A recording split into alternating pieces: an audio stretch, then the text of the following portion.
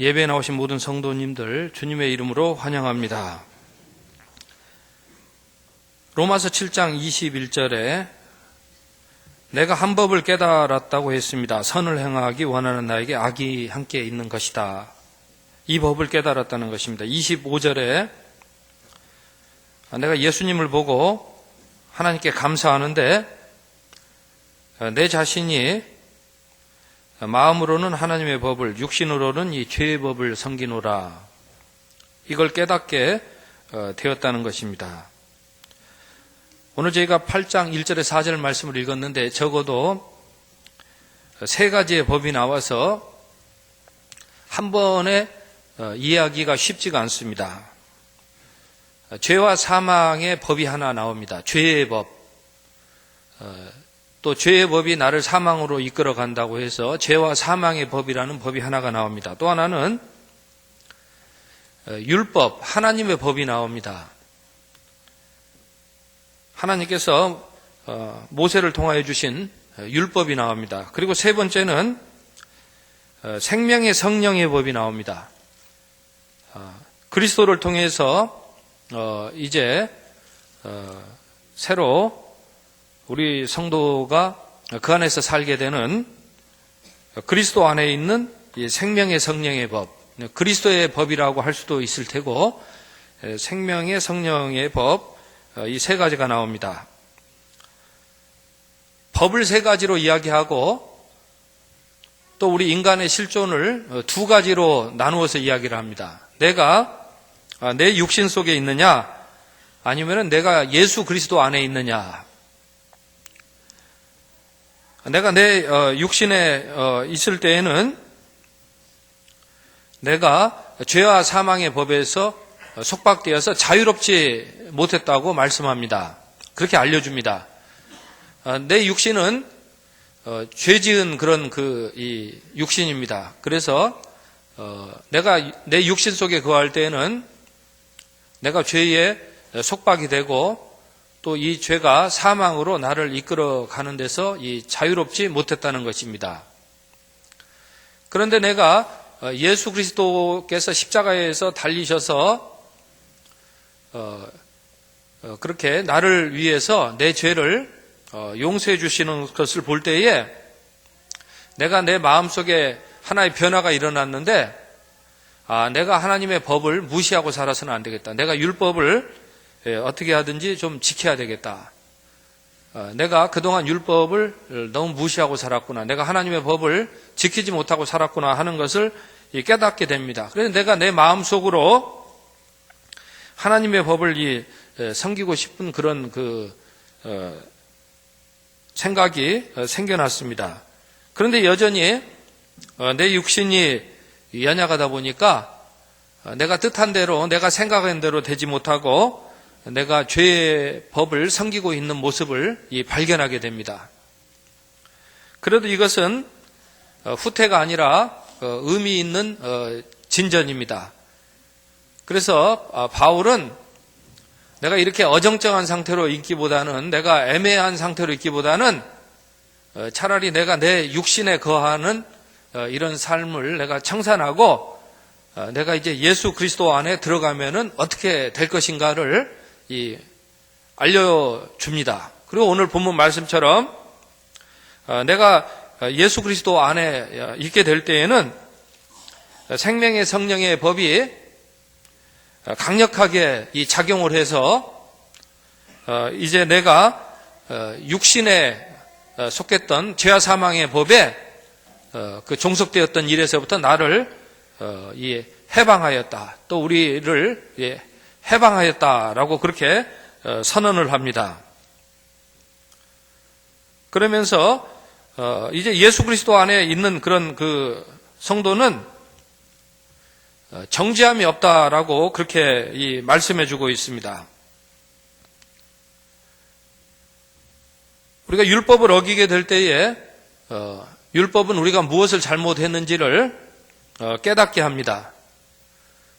그런데 이제 그 상태로 가만히 있으면 우리는 정죄를 당할 수밖에 없는 그런 처지였는데 이제 우리가 예수 그리스도 안에 그렇게 거하게 될 때에는 예수님께서 계속해서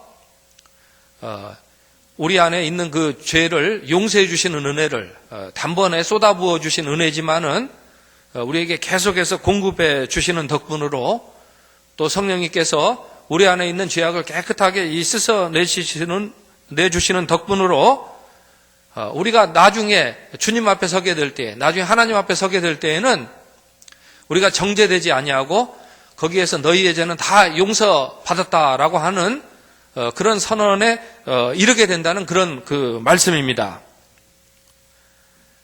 그래서 예전에는 내가 예수님 밖에 있었을 때에는 내 자신의 육신 속에 거하였을 때는 율법을 보더라도 율법의 요구를 충족하지 못했다는 것입니다.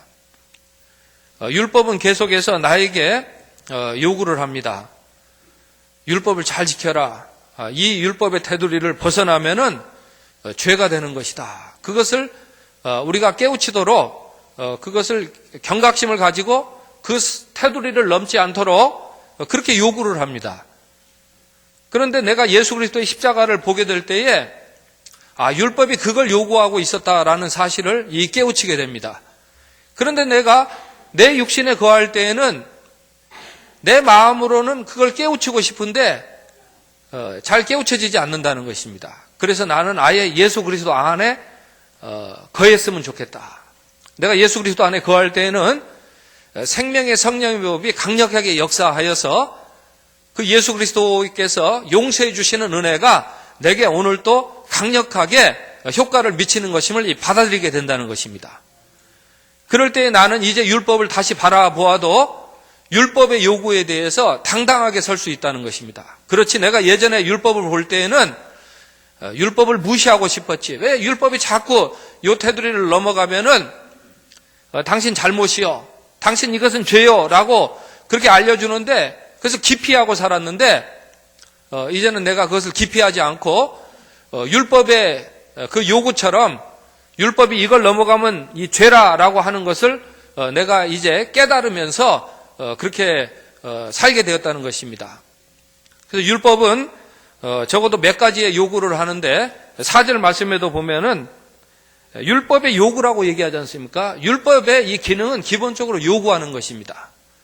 이 선을 넘지 말아라. 이 선을 넘으면은 죄악이다. 또 이 선을 넘으면 죄라는 것을 너희가 깨달아야 된다. 이것을 요구하는데 내가 예전에는 내 육신 속에 거했을 때는 이 율법의 요구를 충족시키지 못하고 살았다는 것입니다. 그래서 내가 율법이 정하는 테두리를 넘으면서도 말하자면 무시하고 마치 내가 그 선을 넘지 않은 것처럼 그렇게 행동하고 또 내가 그 테두리를 넘지 않도록 깨달음을 가지고 살아야 되는데 아무런 생각도 없이 너무나 쉽게 그런 테두리를 넘어섰다는 것입니다. 그러나 이제 내가 예수 그리스도 안에 있을 때는 강력한 그리스도의 십자가의 법이 내게 역사하기 때문에 강력한 성령의 법이 역사하기 때문에 내가 이제 율법을 다시 볼 때에 그렇지 하나님께서는 이 테두리를 정하셔서 내 생명이 안전하게 살도록 죄를 짓고 살지 않도록 죄악의 빚을 지고 살지 않도록 죄악의 채무를 지고 살지 않도록 그렇게 나를 인도하시는구나. 이것을 이제 내가 받아들이게 된다는 것입니다. 그래서 내가 예전에는 너무 쉽게 넘나들었던 것도 이제는 다시 한번 생각하고 잘 넘어가지 않게 될 수 있다는 그런 말씀입니다. 또 내가 혹시나 육신적인 연약함으로 넘어갔을 때에도 내가 내 육신 안에 연약한 육신 안에 거하는 것이 아니라 내가 강력한 능력으로 나의 죄악의 빚을 갚아주시는 예수 그리스도 안에 거하기 때문에 주님 용서해 주신 거 감사합니다 라고 이렇게 받아들이며 겸손하게 살 수 있게 된다는 것입니다. 무엇보다도 이 율법은 한계가 있다는 것입니다. 이 율법은 요구만 할 뿐이지 율법이 나서서 그런 잘못을 했을 때에 율법이 자기가 빚을 내가지고 그 빚을 갚아주거나 율법이 자기가 희생을 해가지고 우리의 죄악의 채무를 갚아주는 것은 아니라는 것입니다. 그래서 율법의 세 번째 요구는 우리가 잘못했을 때에 우리 육신 속에 죄가 있음을 우리가 깨닫게 되었을 때에 그래서 그 죄가 우리를 사로잡아서 죄악으로 우리를 예속하여서 종살이하게 되는 것을 우리가 깨달았을 때에 율법이 나에게는 해결책이 없으니까 저기 예수님에게로 가시오. 예수님께서는 당신의 모든 죄악의 채무를 다 용서해 주시는 주님이시니까 예수님에게로 가시오라고 요구할 때에 우리가 또한 겸손하게 그 율법의 요구까지 받아들일 수 있게 되었다는 것입니다.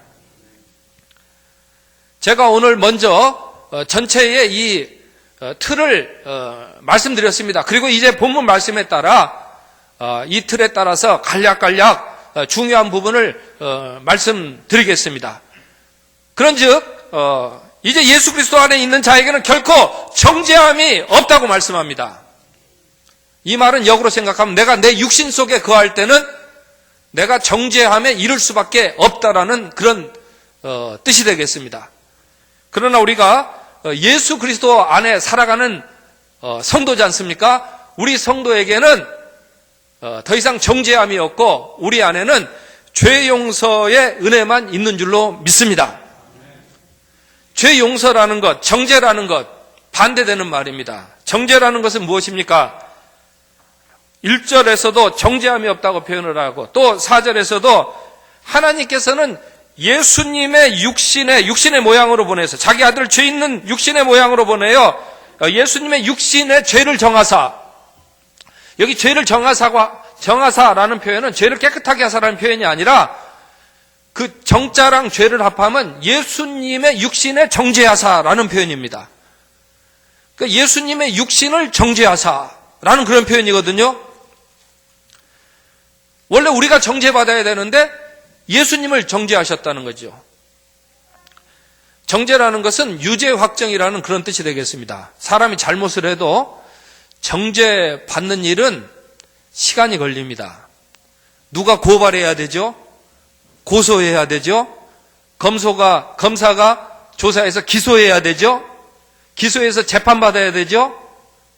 재판받아서 검사가 법에 따라서 구형을 하지 않습니까? 징역 3년 주시오, 벌금 500만 원 주시오, 판사한테 구합니다. 그래서 판사가 그것을 받아들이고 이 사람은 죄가 확정되었습니다. 이 사람은 징역 3년에 처합니다. 땅 할 때 이게 정죄라는 것입니다. 그런데 우리 믿는 사람들은 예수 그리스도 안에 있을 때 예수님께서 그 정죄를 대신 받으셨습니다. 대신 받으셨습니다. 그래서 예수님 안에 거할 때는 정죄함이 없는 것입니다. 그렇다면은 이것은 오늘 우리에게 무엇을 요구하고 있는 것입니까? 무엇을 돌아보게 하시는 것입니까? 지금 예수 그리스도 안에 있는 우리의 심령 속에는 정죄가 있는 것입니까? 죄 용서가 있는 것입니까? 우리 안에는 정죄가 아니라 용서가 있다고 우리 성도는 믿고 사는 것입니다. 그런데 실제로는 그렇지 않은 인간들이 있습니다. 너무나 쉽게 섣불리 정죄한다는 것입니다. 제가 얘기 드렸듯이 정죄하는 일이 쉽습니까? 정죄하는 것은 판사가 그렇게 입증이 돼갖고 나중에 땅땅땅 하는 수준까지 가야 되는데 우리는 그런 절차를 다 거치지 않고 너무 섣불리 정죄를 하고 내가 정죄한 것을 기준으로 해가지고 끝까지 고집을 부리고 사는 경우들이 있지 않습니까? 그런 인간 군상들이 있지 않습니까? 그렇다면은 그런 사람들은 예수 그리스도 안에 거하는 것입니까? 아니면 자기 육신 속에 거하는 것입니까?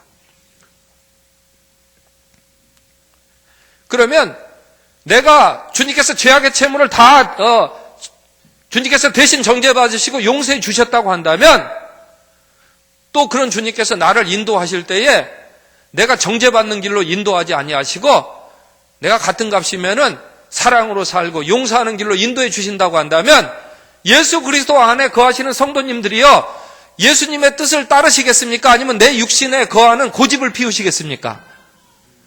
오늘 다시 한번 예수 그리스도의 뜻을 따르면서 우리가 사는 그런 믿음을 다시 새롭게 할 수 있었으면 좋겠습니다. 정죄한다는 것은 무엇입니까? 정죄한다는 것은 판사가 3년 징역 사시오 하면 다른 방법이 없습니다. 이 보석금을 내든지 하여튼 가서 감옥에 갇히든지 갇혀서 노역을 살기 전에는 이게 해결되지가 않습니다. 그래서 이 정죄한다는 것은 남에게 빚에 대한 책임을 묻는 것이고, 이것은 사람을 이 채무를 지게 만드는 그런 메커니즘입니다. 반대로 용서라고 하는 것은 이 사람이 가진 채무를 덜어주는 것이고, 그것을 청산하는 것과 같은 그런 메커니즘이라는 것입니다. 우리 가정경제도 내 마음대로, 내 육신대로 돈을 함부로 쓰면은 금방 그 가정경제가 파탄이 납니다. 아마 한 달 안에도 망할 수가 있습니다. 나랏돈도 마찬가지입니다. 나랏돈도 가정경제가 그렇게 쉽게 파탄될 수 있듯이 나랏돈도 한 달만 마음대로 자기 마음대로 쓰면은 파탄납니다. 그런데 여기서 자기 마음대로 쓴다는 것은 무엇이냐면, 내 육신에 거해 가지고 내 마음대로 살 때는 사람이 정죄의 메커니즘으로 삽니다. 다른 사람을 빚을 지게 만드는 이런 일에 가담하면서 산다는 것입니다. 그러나 우리가 예수 그리스도 안에 살 때에는 용서하는 은혜로 사는 것입니다. 그래서 어떻게 하면은 나도 빚지지 않고, 나도 원래는 빚이 엄청나게 많은 사람인데 주님께서 죄악의 빚을 다 청산하여 주셨으니까 내가 어떻게 하면은 저 사람이 이 죄악의 빚을 지지 아니하고 저 사람이 자기 마음대로 이 살아서 그렇게 남을 정죄하면서 살지 아니하고, 어떻게 하면 저 사람이 정말 주님의 뜻대로 선한 청지기 같이 그렇게 살 수 있을 것인가를 생각하면서 그런 방향으로 함께 나아가도록 그렇게 협력하고 애쓰는 것이 그리스도인의 삶이라는 것입니다. 그래서 2절 말씀 보면은 누구든지 그리스도 예수 안에 있으면은 생명의 성령의 법이 죄와 사망의 법에서 우리를 자유케 하여 주시는 것입니다. 그래서 성령께서는 그리스도의 십자가 보혈을 이용하셔가지고 우리에게 죄악의 그런 모든 더러움을 오늘도 깨끗이 그렇게 씻어 주시는 것입니다. 우리 인간은 부패한 본성으로 인해서 그간 치우쳐져 있었습니다. 중립을 지킬 수가 없는 상황이었습니다. 그래서 예전에는 율법을 볼 때에도 그 율법을 내 마음대로 해석하고 싶었고, 조석병계라는 말처럼 하루가 지나기 전에 내 마음대로 이 고무줄처럼 그렇게 조작하고 싶었습니다. 그러나 이제 성령의 생명의 성령법이 내게서 작용하게 될 때에 우리는 깨끗이 씻김받게 되었습니다. 그래서 이전보다는 훨씬 더 공평하게 법에 대해서 바라볼 수 있게 되었다는 것입니다. 며칠 전에 축구가 열렸습니다. 제가 이렇게 세게 얘기하면 안 되는데 세게 얘기해가지고 우리 아기가 한 명 잠깐 나가서 제가 굉장히 죄책감이 있습니다. 지금. 열려고 말하는 게 아닌데 들어오기 전에 작정을 했습니다. 오늘은 차분하게 할까 아니면 열내면서 할까. 근데 겨울이라 좀 추우니까 제가 그냥 판단을 잘못해가지고 오늘 열내면서 하자 그러고 작정을 하고 들어왔습니다. 이거 주님이 용서해 주셔야지 아니면 저는 벗어날 길이 없습니다. 그 축구를 했는데 우리나라 대표팀과 이란 대표팀이 축구를 했습니다. 근데 우리나라에서 한 것이 아니라 이란에서 했습니다. 경기장이 10만 명이 들어가는 경기장인데 3만 명이 왔습니다. 그 축구 아마 보셨는지 모르겠습니다. 저는 조금 봤습니다. 그런데 그 경기에서 우리나라가 졌습니다. 그런데 그 경기장에서 우리나라가 한 번도 이긴 적이 없다 그럽니다. 제가 전반전에 봤는데 우리가 골 넣을 찬스가 2번이나 있었는데 안 들어가더라고요. 그런데 아나운서 말이 조금씩 바뀌어요. 오늘 또 불안합니다 그래요. 후반전에 갔더니 아니나 다를까 한 20분 남겨놓고 그 페널티킥 에어리 1m 뒤에서 우리 선수가 반칙이 돼가지고 페널티킥이 아니라 프리킥을 주는 거예요. 그 프리킥을 이란 선수가 찼는데 골포스트를 맞고 나왔어요. 저는 못 봤습니다. 가슴이 두근두근해가지고. 공이 떴습니다. 공이 떴는데 골키퍼도 잡으려고 그러고 이란 선수가 왔는데 분명히 이란 선수가 우리 골키퍼를 건드렸습니다. 그런데 어쨌든 공이 골대 안으로 들어갔습니다. 심판이 이건 노골이다 선언해 주기를 바랐는데 심판이 골인이라 그러더라고요. 그래서 우리가 또 졌습니다. 그런데 그날 그 경기장에 3만 명이 입장을 했는데 여인은 한 사람도 없었습니다. 그 경기장에는 여인이 입장할 수가 없습니다. 왜 그러냐면 이슬람법에 따라야 되기 때문에 한 사람도 입장을 못했습니다. 그래서 저는 경기가 끝난 뒤에 이렇게 생각을 해봤습니다. 그날 거기에 여인이 입장했더라면 우리나라가 지지 않았을 것이다. 제가 여기서 얘기 드릴게요. 여인이 경기장에 입장 못하는 것이 공정한 것입니까? 편파적인 것입니까? 편파적인 것이죠. 그래서 그 여인들은 편파에 대한 감각을 가진 사람들이에요. 그 사람들이 그날 경기장에 들어왔더라면은 아마 그 골 먹는 장면을 보면서 저건 편파적이야 하는 메시지를 심판에게 보냈을 거예요. 그러면 그 심판이 정신 깜짝 놀라가지고 이건 노골이라고 선언을 했을 것이라는 것이 저의 상상입니다.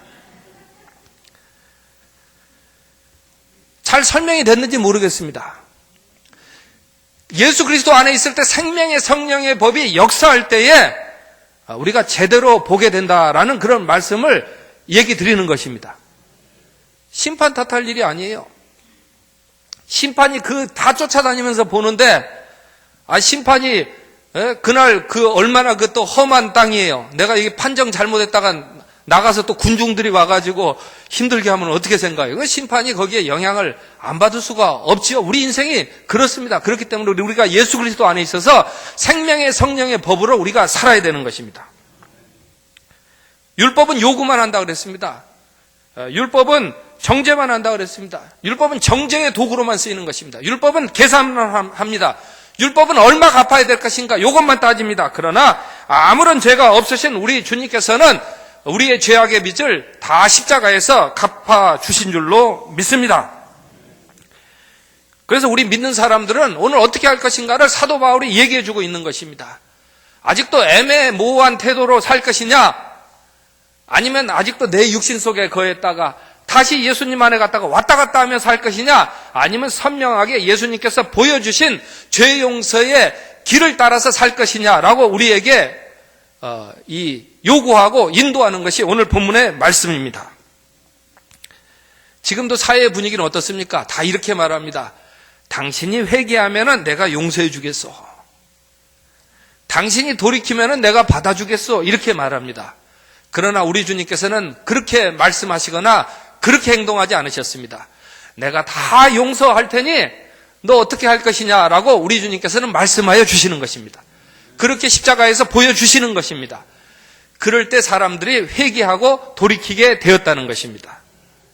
그래서 율법은요, 요구만 합니다. 율법은 죄가 무엇인지 알리기만 하고, 율법은 네가 죄를 넘었구나라고 알리기만 하고, 또 율법은 네가 예수님 바라보아야 되겠다라고 알리기만 하지만, 예수님께서는 내가 다 용서해 줄 테니 너는 다 용서해 주었으니 너는 어떻게 할 것이냐라고 우리에게 물으실 때에 우리는 오직 예수님 안에서 예수님만을 바라보고 살 수 있어야 하겠습니다. 그래서 삭개오가 그래서 그렇게 회개를 하지 않지 않습니까? 삭개오 또 탕자도 아버지께서 그렇게 용서해 주셨을 때에 회개하고 돌이키지 않았습니까? 오늘 다시 한번 우리는 3절과 4절의 이 말씀을 생각해야 되겠습니다. 율법이 한계가 있어서 할 수 없는 그 일을 하나님께서는 예수님을 십자가로 보내셔서 율법이 할 수 없는 일을 우리에게 하시고 이제 율법의 요구가 우리에게 다 이루어지게 하셨다는 말씀을 오늘 우리에게 주시는 말씀으로 잘 받을 수 있었으면 좋겠습니다. 이것은 곧 우리가 이제 율법에 대하여서 우리가 새로운 사람이 되어서 어떻게 하든지 내가 이것을 법을 사용하더라도 내가 죄 용서의 길에 서면서 어떻게 하면 이것이 서로에게 채무를 더 안기는 것이 아니라 서로에게 더 피해를 안기는 것이 아니라, 서로를 더 위협하는 것이 아니라, 이것이 어떻게 서로에게 더 유익이 될까 하는 이런 방향에서 법을 바라보아도 새롭게 바라본다는 그런 은혜의 말씀인 것입니다. 중국 사람들이요, 최근에 좋은 법을 받아들였습니다. 시장 개방이라는 법을 받아들였습니다. 그런데 이 중국 사람들이 시장 개방이라는 법은 받아들였는데 자기 개방이라는 이 좋은 건 안 받아들였습니다. 우리나라 사람들은요, 한 번도 중심이라고 주장한 적이 없습니다. 그러나 중국은 옛 중국이나 신중국이나 우리가 세상의 중심이다 하는 생각을 한 번도 떨쳐버린 적이 없습니다. 그래서 이 사람들이 배를 500척을 끌고 우리나라 서해와 동해를 이렇게 와가지고 북한 지역에 서해와 동해에 가가지고 쌍끌이 저인망 어선을 사용해가지고 치어까지 싹쓸이 해가지고 고기를 잡았습니다. 뉴스에서 다 보셨잖아요. 그런데 우리나라 사람들이요, 착하긴 착해요. 이런 일이 몇 년이 됐는데 처음부터 알리지도 않아요. 그런 일이 처음 시작됐을 때, 넘어오지 마시오 했어야 되는데, 이제서야 얘기하더라고요. 우리나라 사람들이 그나마 좀 착한 것 같아요. 다 주님의 은혜라고 생각합니다. 김광옥 교수가 이런 이야기를 했습니다. 중국 사람들은요, 부모가 자식에게 재산을 안 물려주면요, 부모로 취급을 안 한대요.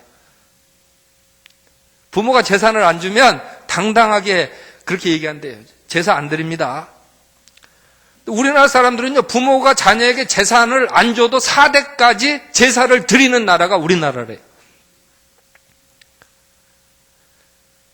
주자가래가 중국에서 만들어졌는데, 김광옥 교수님의 이야기니까, 주자가래를 우리나라에서 훨씬 더 잘 지킨다고 합니다.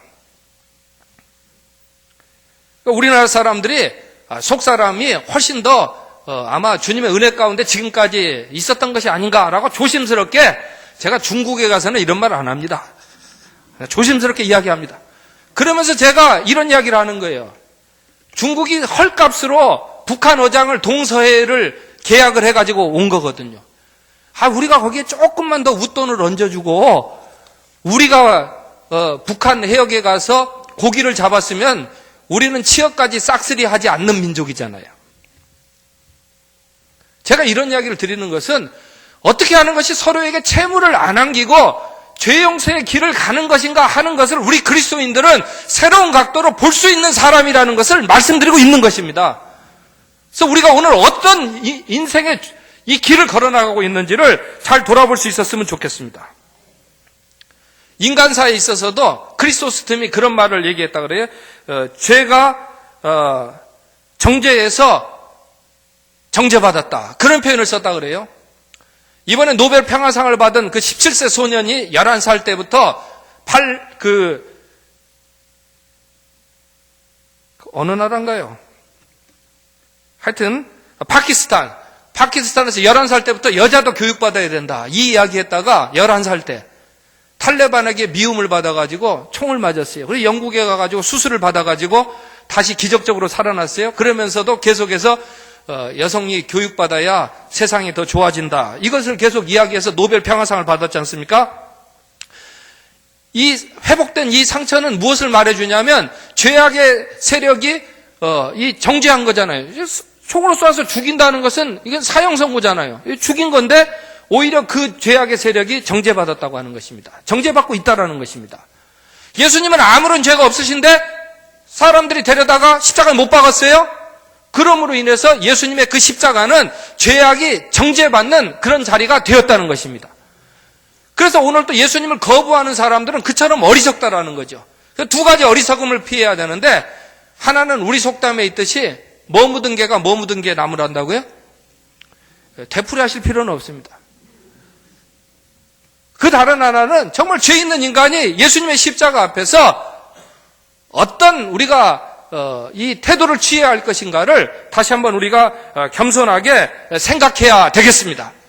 예수님께서도 겸손하게 십자가로 율법의 요구를 다 갚아주시고 충족시키셨다고 한다면 우리가 법에 대해서도 능력 대결의 그런 영역인데 주님의 성령의 능력으로 우리가 그 율법이 다른 사람들에게 채무가 되게 만드는 이런 일에 가담하는 것이 아니라 이 율법마저도 잘 우리가 활용해서 법도 잘 활용해가지고 죄 용서의 은총으로 반드시 이끌어 나갈 수 있었으면 좋겠습니다.